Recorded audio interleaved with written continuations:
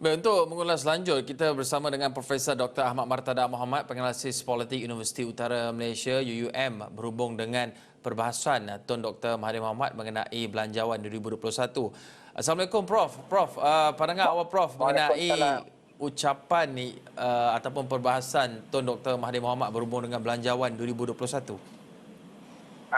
Kita tahu apa yang diperkatakan oleh Tun dalam perbahasan pada pagi ini adalah konsisten dengan kenyataan-kenyataan yang beliau keluarkan sebelum ini selepas berlakunya pembentangan bajet pada Jumaat yang lalu. Jadi ini bukan suatu perkara yang baru dan apa yang diperbahaskan tadi ialah rentetan daripada beberapa kenyataan-kenyataan beliau berkaitan dengan perincian dalam pembentangan bajet yang dibentang baru, seperti mana dari segi jumlah bajet keseluruhan yang sebelum ini juga beliau katakan bahawa ianya agak merisaukan kerana kebimbangan terhadap pendapatan negara yang mungkin tidak sepadan dengan perbelanjaan yang telah dicadangkan. Jadi ini mungkin akan meningkatkan jumlah hutang negara. Kemudian kita juga lihat dari segi belanjaan pembangunan yang agak besar berbanding dengan pembelanjaan mengurus. Jadi ini bagi saya juga sesuatu yang telah beliau tekankan juga sebelum ini, di samping antara perkara yang sering kali beliau lontarkan dan juga amalan dan pelaksanaan yang beliau lakukan ketika beliau pernah menjadi Perdana Menteri ialah apabila negara menghadapi ataupun dilanda kegawatan ekonomi, maka satu tindakan beliau yang sering beliau lakukan ialah dengan mencadangkan pemotongan gaji oleh anggota kabinet. Jadi ini juga antara saranan yang beliau utarakan pada pagi ini, dan bagi saya ini semua adalah konsisten dengan tindakan-tindakan beliau yang beliau katakan sebelum ini dan yang beliau pernah lakukan sebelum ini. Prof, kita tahu Tun Dr. Mahathir Mohamad begitu konsisten dengan cadangan Belanjawan 2021 dan beliau begitu vokal mengenainya. Tetapi di masa sama, apabila beliau begitu konsisten, adakah ini bermakna kerajaan ataupun Menteri Kewangan ada kemungkinan mengubah ataupun menambah baik Belanjawan 2021, terutamanya melibatkan cadangan pemotongan gaji ahli kabinet ataupun menteri? Bagi saya, sudah pastilah Menteri Keuangan akan mengambil kira semua pandangan, dan kita pun lihat bahawa yang bahagia Tun tidak pun menyatakan bahawa beliau tidak bersetuju, dan beliau juga tidak mengatakan beliau bersetuju.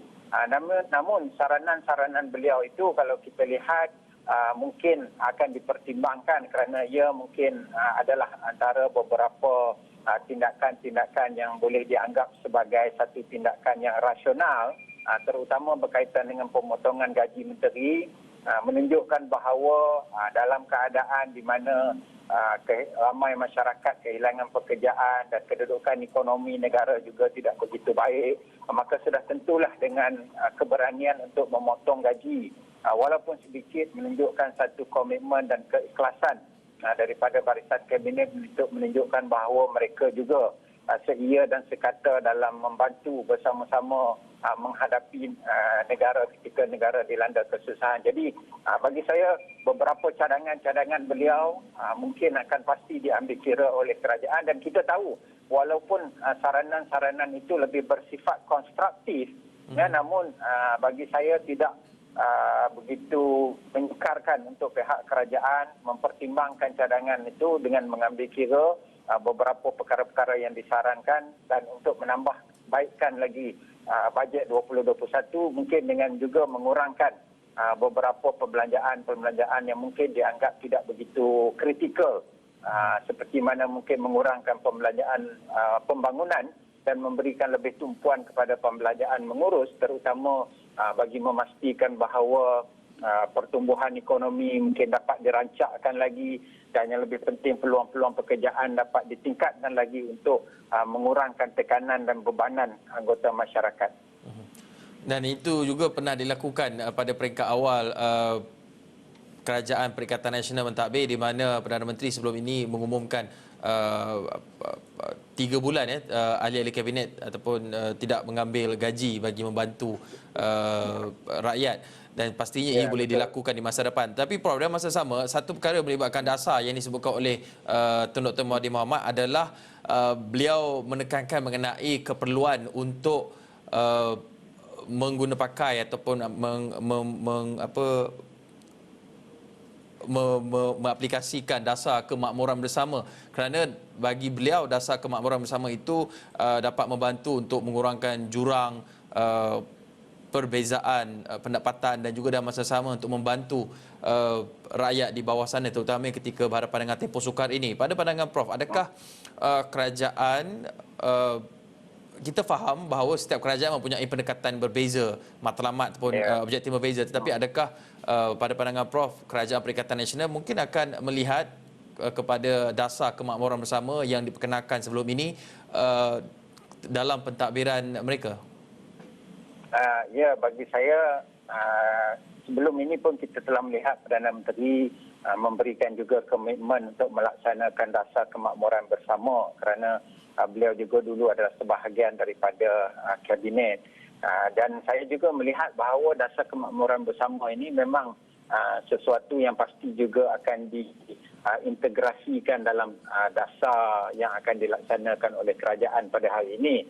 Namun bagi saya melihat kepada keadaan semasa, terutama ketika mana negara dibelenggu dengan krisis COVID-19 ini, sudah tentulah matlamat utama negara lebih kepada untuk menjaga kesihatan dan kesejahteraan masyarakat, dan yang kedua memastikan supaya sektor-sektor yang penting diberikan tumpuan terlebih dahulu, terutama sektor ekonomi, sektor pelancongan, sektor kesihatan yang perlu diberikan tumpuan terlebih dahulu, dan sudah tentulah dasar-dasar yang berkaitan dengan kemakmuran bersama ini merupakan satu perkara yang juga pasti akan diberikan tumpuan kemudian.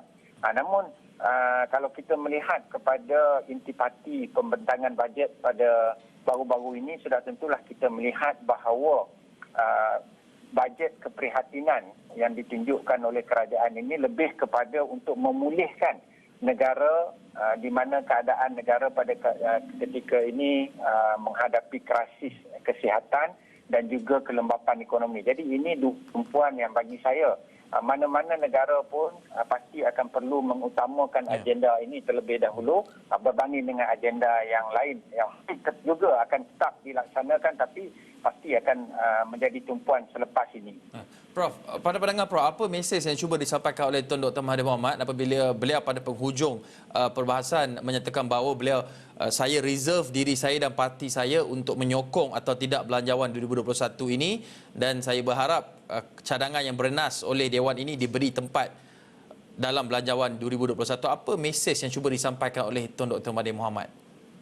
Ya, apa yang menarik ialah kalau kita melihat kenyataan-kenyataan yang dikeluarkan oleh Tun Dr. Mahathir sebelum pembentangan bajet dan juga selepas pembentangan bajet dan juga ketika perbahasan, kita dapati nada beliau adalah konsisten, iaitu beliau tidaklah terlalu mengkritik dan tidak bersetuju, dan beliau tidaklah terlalu bersetuju. Ya, kerana beliau sebagai pertamanya sebagai seorang yang mempunyai latar belakang bidang perubatan, sudah tentu beliau faham bahawa agenda utama kerajaan ialah untuk memastikan bahawa kesejahteraan dan kesihatan masyarakat atau rakyat itu dijamin. Yang kedua, apa juga agenda-agenda lain yang ingin dibawa, sudah pastilah ekonomi, pembangunan ekonomi untuk membantu masyarakat adalah merupakan perkara-perkara yang perlu diberikan perhatian terlebih dahulu. Sebab itulah bagi saya beliau reserve menyokong pembentangan bajet ataupun bajet 2021.